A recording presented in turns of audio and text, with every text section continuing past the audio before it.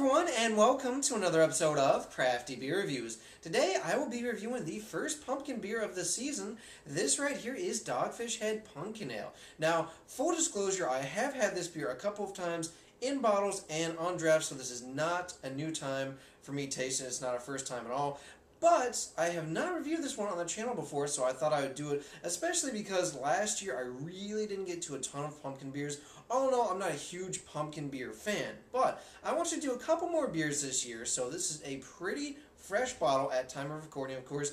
Nicely enough, Dogfish Head has a bottle date on there, and as you guys might also notice, there is new artwork this year. Dogfish Head is using the same artist that Radiohead does for their new labels, which I think look really, really awesome. As far as I know, they're just doing the seasonals, but I think that looks really cool. I am definitely glad they went with the Radiohead artist, and I think it really, really shows. So for this, it's a brown ale base. They are using pumpkin, brown sugar, and then cinnamon, nutmeg, and allspice. So very traditional in terms of the pumpkin pie spices.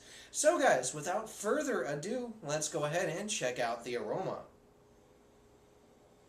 Oh yeah, so the first thing I get really is that brown ale base. I'm definitely getting the caramel and kind of toffee sweetness. I'm definitely getting a little bit of kind of a toasted malt note. I am getting a little bit of pumpkin. It's pretty faint. It's, not really as strong. A lot of these pumpkin beers don't have that really strong vegetal, actual kind of pumpkin aroma or taste, but it's kind of got a subtleness in there. I'm definitely getting a little bit of that brown sugary type of sweetness. I get a little bit of cinnamon. The nutmeg's pretty faint. I also think that the allspice is pretty faint in here. Kind of get some biscuity, bready type of malt backbone in there as well. Yeah, overall, it smells like a pretty decent beer. I had it last year and was not particularly impressed. I don't know if it was just an off batch. I've talked to a couple of people that felt that way, so, who knows. But without further ado, let's go ahead and check out the taste.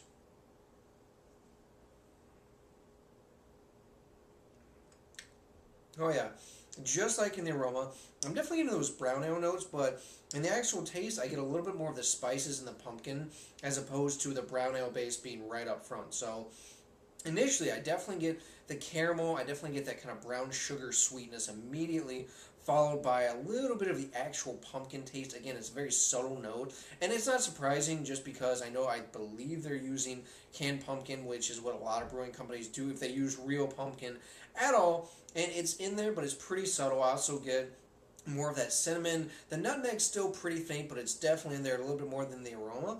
And I'm also getting that allspice. Again, the allspice, I think, out of everything, is probably the most subtle note, which is good because allspice can really just kind of overtake everything, and I think it's in there at a really nice level. You notice it, but it's not over the top, and it's not overtaking stuff. Yeah, definitely kind of getting some of those toasty notes. I'm definitely getting that bready, biscuity malts on the backbone. I would say, as it lingers on your palate, the cinnamon and that kind of brown sugar sweetness really just tends to linger on there, which is very nice. And the other thing that I like, too, about this one is the fact that when you use like a brown ale or whatever kind of base, a lot of the times that base beer gets completely hidden from the spices, and the spices are just really well integrated, so that you actually get the brown ale, but you also get the spices and the pumpkin in there, which I really like because a lot of the kind of newer pumpkin beers really just tend to overdo the spices, and this one really doesn't. It's got a nice medium body. It kind of has a crisp, clean type of mouthfeel. It's got a kind of a little bit of a dryness on the back end too, which I really appreciate because a lot of these can be either a little bit too sweet or they can be, just a little bit too cloying in general. But this one does have a little bit of bitterness to balance it all out, and it makes it a very easy drinking beer. Considering it's a 7%, I don't detect the alcohol on any level, which is nice, and it's just a nice, well-rounded, easy drinking beer. So, as far as a rating, guys, I'm going with an 8.4 out of 10. I don't think it's going to blow anyone away, but I gotta say, I really appreciate the subtle nuances instead of it just bashing you over the head with a ton of spices, which is what a lot of these beers do. That being said, I think the pumpkin's a little bit too subtle all in all. I think that if they, had a bit more of maybe that vegetal pumpkin taste, I'd really enjoy it a bit more. And, maybe if there was just a touch more of the allspice in there, I think that'd be nice. But all in all, it's a very nice beer. You definitely get kind of that pumpkin pie spices, the brown ale base. All in all, it's just a nice, easy drinking pumpkin beer. And if you've never tried it, I think it's definitely worth trying because I think this has been around since 94, 95. So it's actually one of the longest running pumpkin beers out there in the craft beer market. Alright guys, that does for this beer review. Please remember to rate, comment, and subscribe.